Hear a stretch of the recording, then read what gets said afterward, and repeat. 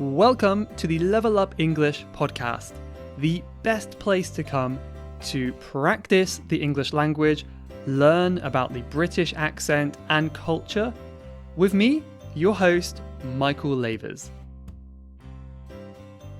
Hello, English learners, and welcome back to a very special episode of the Level Up English podcast. The reason this is special is because it's Saturday today. Why is it Saturday?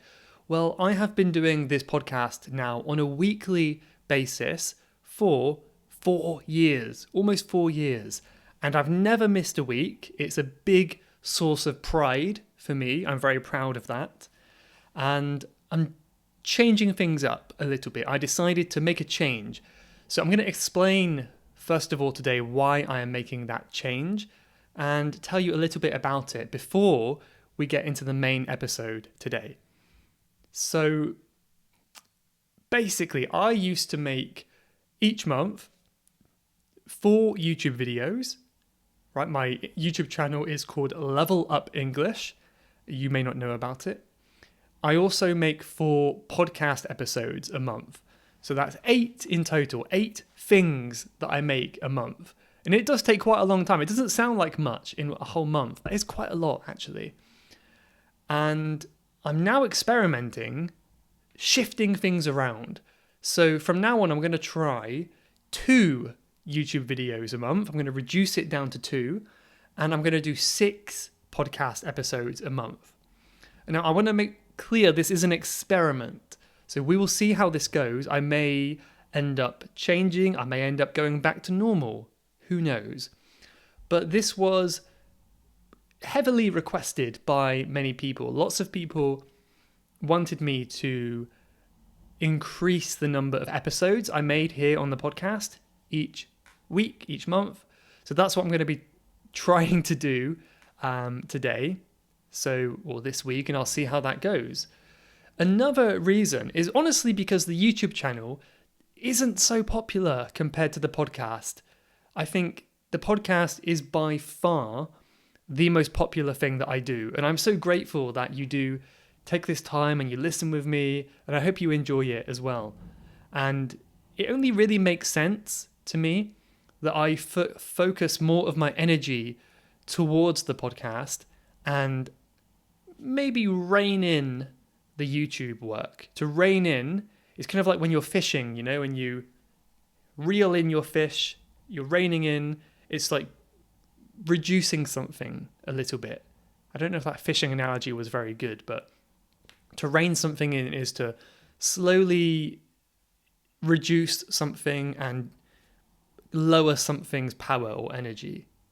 I might have a better definition on the vocab list later. So I'm going to rein that in a little bit on the YouTube video. So I'm still planning to make 2 a month, and I'm going to, hopefully there'll be better quality now that I've got more energy for that. And yeah, I think often when you start a business or a project or anything like that, you tend to do everything.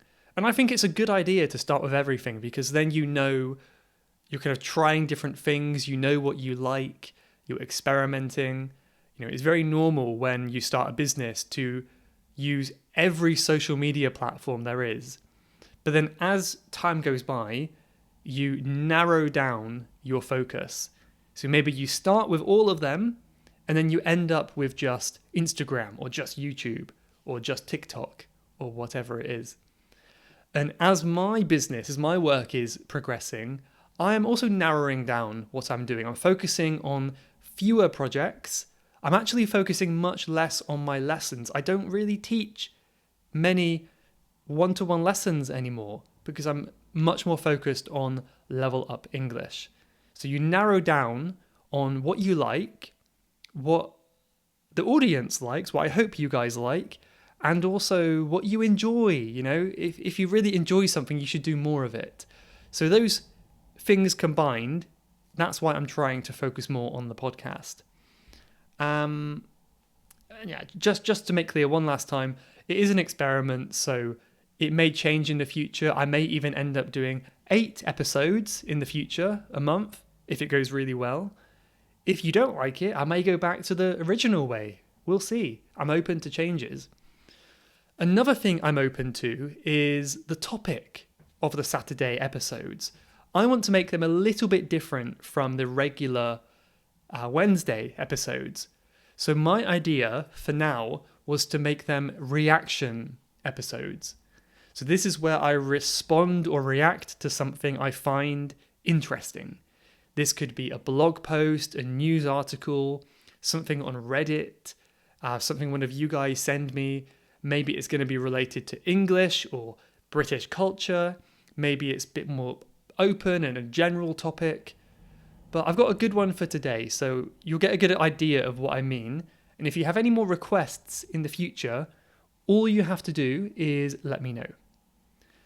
Okay, I will stop delaying now and I will get into the main episode. So today I have got a really interesting Reddit post.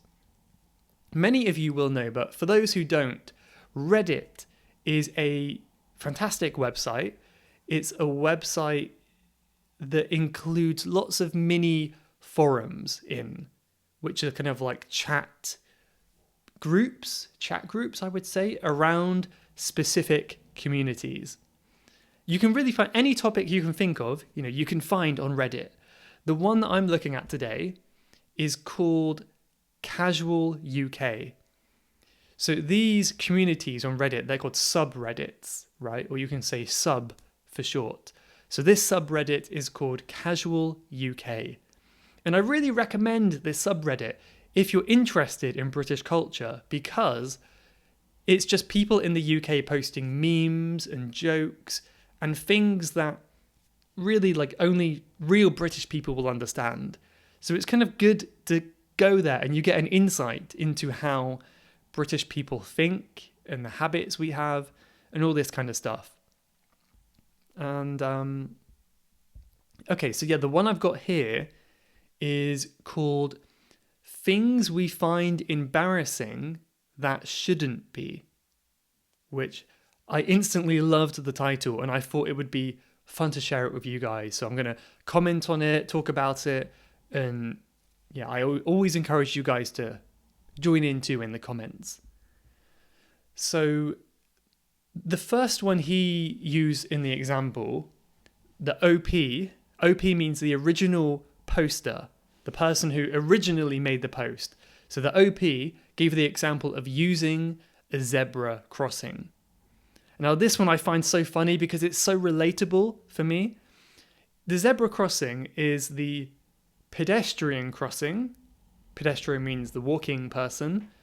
The crossing where you can cross the road and it's got white stripes along the road like a zebra, And in the UK, the laws are very strict, actually. I know some countries it's not so strict. In the UK, you have to stop. If there is a person waiting to cross, you must stop. If you don't stop your car, you are breaking the law. That's the rules. So cars should always stop there. And yet crossing can feel very, very awkward. And I relate to this. So normally, you stand at the crossing, the car stops, you walk. Really good tip if you are visiting the UK, you always put your hand up to wave as kind of a thank you. We always do that here. The only people that don't are really people from another country who are not familiar, but really everyone does that. So you wave, you say thank you, and you cross the road. And something about it is so awkward, for me anyway, and obviously this person too. I think it's the feeling that you're holding up traffic, like the cars are waiting for you and they're watching you. And all of a sudden you become super aware of the way you're walking. Like, oh no, am I walking weird? Do I look weird? Oh, they're all looking at me. I feel the pressure. I got to get across quickly.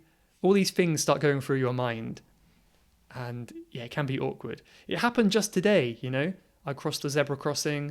It feels a bit awkward, put my hand up, but I don't feel as cool as I look, I imagine.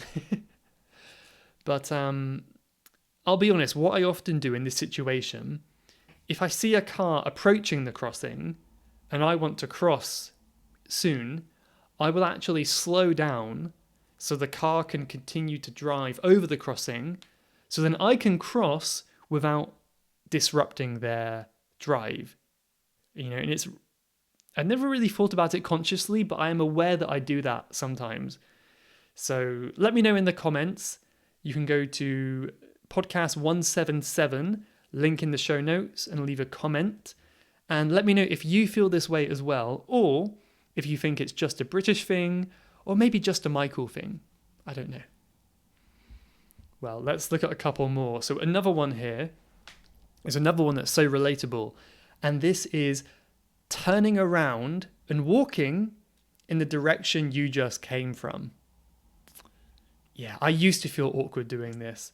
So this is when you're walking on the path, on the pavement, beside the road, and for some reason, maybe you forgot something, maybe you realize you're going the wrong way, you decide to turn around, and for some reason that's so awkward. Someone else replied to this one saying, "No, this is fine. You just pat your pockets, you kind of scowl slightly." Scowl is like a kind of grumpy face, like, ugh, you're a bit annoyed. And anyone who sees you, even though there's nobody in a 3-mile radius, thinks you have forgotten something, right? So you pretend you forgot something, or maybe you check your phone. Obviously, you've received a very important plan-altering message. Like, oh, I've got to go around, I've got to go this way now. So no one's going to judge you for turning around. Does that sound familiar to you? I can relate to this, although I have to say, I don't feel too awkward about this anymore. I used to feel so awkward, but I think I've got a lot of practice. With anything, when you feel embarrassed, the more you do it, the less awkward you will feel. So in London, I used to have a goal where I would have to walk 5,000 steps every day, which, I think is quite impressive for someone who works behind a computer.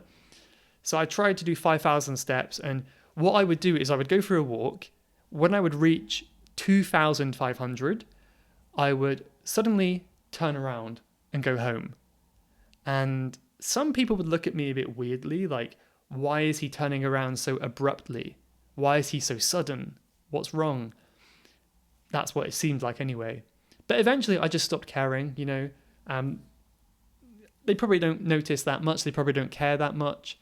So that one is not a big problem for me anymore. Anyway. There was another one here, which I found very funny. Have you ever been bowling before? Bowling. We call it a bowling alley, which is the place where you go bowling. The building, a bowling alley.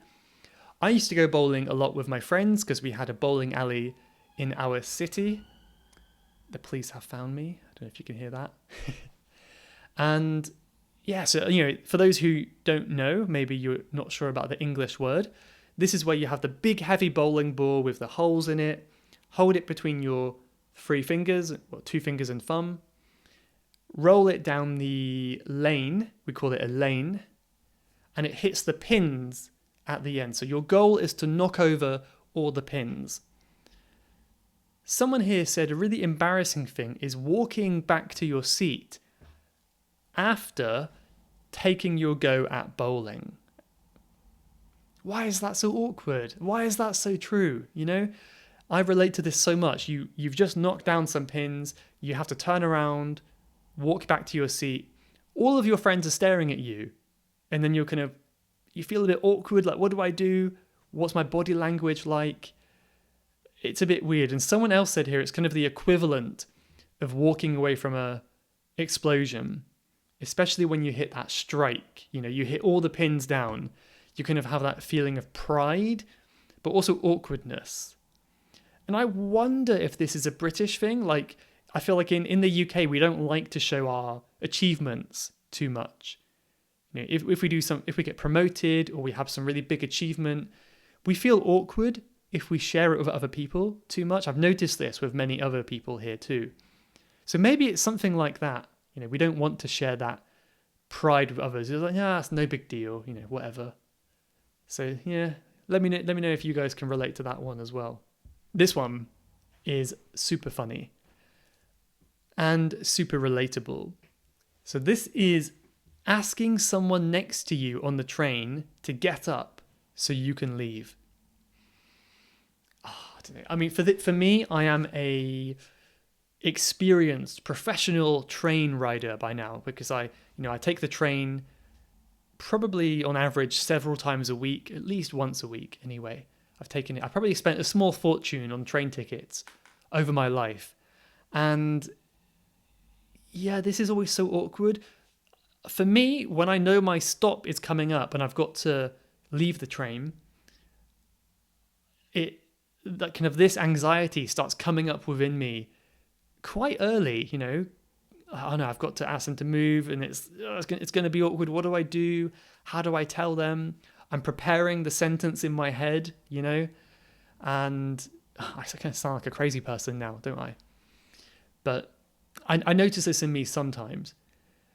And someone commented here exactly what you should do, what you do in the UK, which is when you start to kind of shuffle forward in your seat, like you kind of move forward, you sit up straight, you start jiggling your bag. To jiggle is like to shake your bag.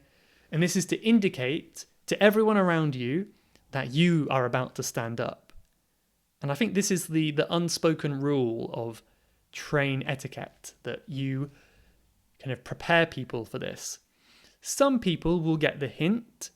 Someone in the comments here said, in London, you never have to ask anyone. People understand that moving, the shuffling and jiggling, means that you want to leave. However, in other places, you probably have to tell them as well. But someone here left a very interesting comment about what the exchange is like. And they said the typical exchange goes something like this. Like, sorry, can I just... yeah, of course, sorry. Right, so in the English textbook, you might learn something like you have to say, excuse me, would you mind if would you be able to move out the way so I could get up and leave the train? Of course. Thank you ever so much. You're welcome. That might be a standard interaction from a textbook. But in reality, a lot of the question is just implied, So the person one will just say, sorry, can I just... And it's obvious what they want to do. So yes, of course, sorry. And then the original person says one more time, sorry. So everyone says sorry. It's very awkward. Yeah, there's that. So that's why it's nice to travel with someone else, so you don't have to do that, right? I mean, honestly, if I'm traveling only a short distance, like less than 5 minutes, maybe less than 10 minutes, I might just stand up anyway because I can avoid that problem. But what do you guys think? Am I a crazy person, or is this relatable to you? The last one here, which I think I mentioned on I was a guest on Luke's English podcast before, and it was a really enjoyable one where we spoke about awkwardness. I am a self-proclaimed awkward person. Self-proclaimed means I admit it myself. I have given myself that label, self-proclaimed. And we spoke all about feeling awkward, and we connected it to this idea of British awkwardness as well. And one that we mentioned that I find really funny is leaving a shop without buying anything. Oh, I feel awkward just thinking about it. And the reason why I want to mention this is because it happened, like 30 minutes ago. I just went to the shop looking for something, and they didn't have what I wanted. And I had to kind of walk out and, what do you do in that situation? If you make eye contact with the shop owner, they might get suspicious of you, like, why are you looking at me?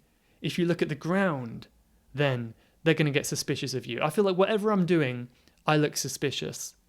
Suspicious, by the way, is when you do something to make someone not trust you, right? You look a bit, like you're doing something naughty or bad. And maybe I still have this image in my head that I look like a teenager, that I look a bit, suspicious. Maybe the image of myself hasn't grown up yet, where I'm actually an adult and I look more sensible than I think, possibly. I don't know. But I always feel so awkward, and like when they look at me, I'm thinking, oh, they're thinking I'm stealing something, aren't they? And then in my head constantly, it's like, what can I do to look the least suspicious? What can I do to look normal? And I don't know if you've tried this before, but when you're trying to look normal, you look way more suspicious. You're going to look so strange trying to look normal. So it just gets, it gets worse and worse. It spirals down and gets worse. And yeah, this is the worst one for me. I haven't got over this yet. I think one thing I might start doing a bit more is just talking to people. I think walking in and saying hi, when you leave, you say thank you. I think that's probably a good way to avoid this awkwardness, because I don't think a thief would say thank you. If you really stole something, why would you say thank you? But anyway, I guess I'll leave it here for today, but let me know in the comments if any of these are relatable for you. Again, you can go to levelupenglish.school/podcast177. Head over to the show notes, leave a comment at the bottom. Let me know if you agree with anything I said today. And even better, let me know if there's another embarrassing thing that you experience that shouldn't be embarrassing. That would be interesting to hear too. I'd love to hear if you have any ideas. I am going to quickly read a couple podcast reviews now, and then share with you something I posted on Instagram earlier. So I have one here from Abdul Aziz A9A from Saudi Arabia. And he said, "Thank you, Mr. Michael, for the distinguished podcast. It honestly improved my listening skill, and your podcast is one of the podcasts worth listening to because you narrate many different topics that was so funny." That's good. Well, I'm not sure what I said that was funny. I don't think I'm that funny, but thank you very much for saying so. That's very kind. One last one here from Yawad Baksh, something like that, who said, "Your broadcast helped me on my IELTS exam." Thanks a lot, man. My pleasure. I'm really glad it did help. I do have some more IELTS topics and content coming up very soon, so hopefully that is something that interests people as well. But yeah, thank you so much for those reviews on Apple Podcasts. And now to top off the episode today, I've got a picture that I posted on Instagram. It's a picture of me on top of a cliff. My friend took this one, and I really like this picture. It's me enjoying the view, really, really high on this big cliff. It looks quite precarious, quite dangerous. And anyway, the quote below the picture says, "Set your heights more than what you see around you. See beyond." I love this one. Set your goals, perhaps. Set your goals beyond what you can see. Aim for the stars. That's what it means to me anyway. Let me know what that means to you. But yeah, that's it. So I just want to make it clear that you will see me again on Wednesday. So the podcast will continue on Wednesday for episode 178, like normal. Nothing's going to change on Wednesday. It's just one additional podcast. So I will see you Wednesday. And on the Saturday episode, I may see you again in 2 weeks' time, in a fortnight. Let me know your feedback again. Thank you for watching or listening. Really appreciate it. And I'll see you in the next one. Have a great rest of your weekend. Goodbye, everyone. You have been listening to the Level Up English podcast.